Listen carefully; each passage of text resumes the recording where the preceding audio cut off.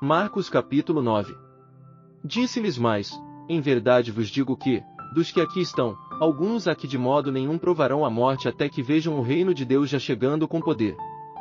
6 dias depois tomou Jesus consigo a Pedro, a Tiago, e a João, e os levou à parte sós, a um alto monte, e foi transfigurado diante deles. As suas vestes tornaram-se resplandecentes, extremamente brancas, tais como nenhum lavandeiro sobre a terra as poderia branquear. E apareceu-lhes Elias com Moisés, e falavam com Jesus. Pedro, tomando a palavra, disse a Jesus: Mestre, bom é estarmos aqui, façamos, pois, 3 cabanas, uma para ti, outra para Moisés, e outra para Elias. Pois não sabia o que havia de dizer, porque ficaram atemorizados. Nisto veio uma nuvem que os cobriu, e dela saiu uma voz que dizia: Este é o meu filho amado, a ele ouvi. De repente, tendo olhado em redor, não viram mais a ninguém consigo, senão só a Jesus. Enquanto desciam do monte, ordenou-lhes que a ninguém contassem o que tinham visto, até que o Filho do Homem ressurgisse dentre os mortos. E eles guardaram o caso em segredo, indagando entre si o que seria o ressurgir dentre os mortos. Então lhe perguntaram: por que dizem os escribas que é necessário que Elias venha primeiro? Respondeu-lhes Jesus: na verdade Elias havia de vir primeiro, a restaurar todas as coisas. E como é que está escrito acerca do Filho do Homem que ele deva padecer muito a ser aviltado? Digo-vos, porém, que Elias já veio, e fizeram-lhe tudo quanto quiseram, como dele está escrito. Quando chegaram aonde estavam os discípulos, viram ao redor deles uma grande multidão, e alguns escribas a discutirem com eles. E logo toda a multidão, vendo a Jesus, ficou grandemente surpreendida, e correndo todos para ele, o saudavam. Perguntou ele aos escribas: que é que discutis com eles?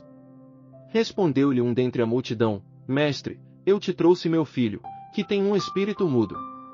E este, onde quer que o apanha, convulsiona, de modo que ele espuma, rende os dentes, e vai definhando, e eu pedi aos teus discípulos que o expulsassem, e não puderam.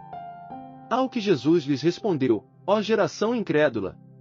Até quando estarei convosco? Até quando vos hei de suportar? Trazei-mo.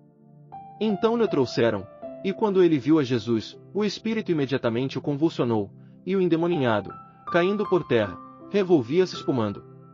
E perguntou Jesus ao pai dele: há quanto tempo sucede-lhe isto? Respondeu ele: desde a infância.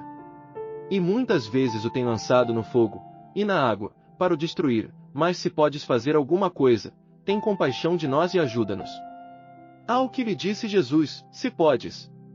Tudo é possível ao que crê. Imediatamente o pai do menino, clamando, com lágrimas, disse: creio. Ajuda a minha incredulidade. E Jesus, vendo que a multidão, correndo, se aglomerava, repreendeu o espírito imundo, dizendo: espírito mudo e surdo, eu te ordeno, sai dele, e nunca mais entres nele. E ele, gritando, e agitando muito, saiu, e ficou o menino como morto, de modo que a maior parte dizia: morreu. Mas Jesus, tomando pela mão, o ergueu, e ele ficou em pé. E quando entrou em casa, seus discípulos lhe perguntaram à parte: por que não podemos nós expulsá-lo? Respondeu-lhes: esta casta não sai de modo algum, salvo a força de oração e jejum. Depois, tendo partido dali, passavam pela Galiléia, e ele não queria que ninguém o soubesse. Porque ensinava a seus discípulos, e lhes dizia: o Filho do Homem será entregue nas mãos dos homens, que o matarão, e morto ele, depois de 3 dias ressurgirá. Mas eles não entendiam esta palavra, e temiam interrogá-lo. Chegaram a Cafarnaum. E estando ele em casa, perguntou-lhes: que estáveis discutindo pelo caminho? Mas eles se calaram, porque pelo caminho haviam discutido entre si qual deles era o maior. E ele, sentando-se, chamou os 12 e lhes disse: se alguém quiser ser o primeiro, será o derradeiro de todos e o servo de todos. Então tomou uma criança, pô-la no meio deles e, abraçando-a, disse-lhes: qualquer que em meu nome receber uma destas crianças, a mim me recebe, e qualquer que me recebe a mim, recebe não a mim mas aquele que me enviou. Disse-lhe João: mestre, vimos um homem que em teu nome expulsava demônios, e nós lhe o proibimos, porque não nos seguia.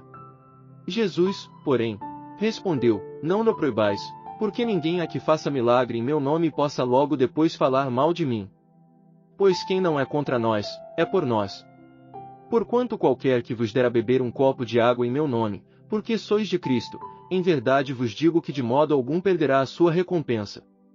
Mas qualquer que fizer tropeçar um destes pequeninos que creem em mim, melhor lhe fora que se lhe pendurasse ao pescoço uma pedra de moinho, e que fosse lançado no mar. E se a tua mão te fizer tropeçar, corta-a, melhor entrares na vida aleijado, do que, tendo duas mãos, ires para o inferno, para o fogo que nunca se apaga. Onde o seu verme não morre, e o fogo não se apaga. Ou, se o teu pé te fizer tropeçar, corta-o, melhor entrares coxo na vida, do que, tendo dois pés, seres lançado no inferno. Onde o seu verme não morre, e o fogo não se apaga. Ou, se o teu olho te fizer tropeçar, lança-o fora, melhor entrares no reino de Deus com um só olho, do que, tendo dois olhos, seres lançado no inferno.